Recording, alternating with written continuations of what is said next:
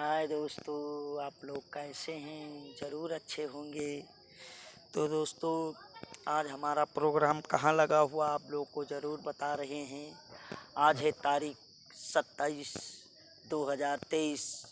27 तारीख को न्यू आज़ाद संगीत पार्टी ग्राम नथुआपुर, जिला रायबरेली, नथुआपुर का प्रोग्राम कहाँ लगा हुआ है आप लोग को ज़रूर बता रहे हैं।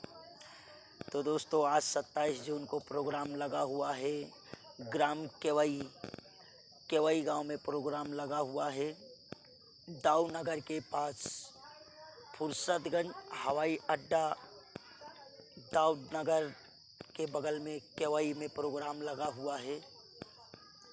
और कल हमारा प्रोग्राम कहाँ है, जैसे कि 28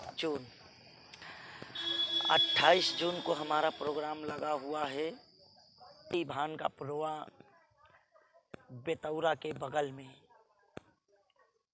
तो दोस्तों, आप लोग जिस दिन हमारा प्रोग्राम लगा रहेगा होता है उस दिन का लोकेशन आप लोग को ज़रूर बताएंगे इस चैनल पे कि न्यू आज़ाद संगीत पार्टी नथुआपुर कहाँ बजेगी, किस जिला में बजेगी, आप लोग को ज़रूर बताएंगे। जो हमारे चैनल पे नए हैं, चैनल को सब्सक्राइब करें, लाइक करें, कमेंट करें, वीडियो शेयर करें दोस्तों के पास।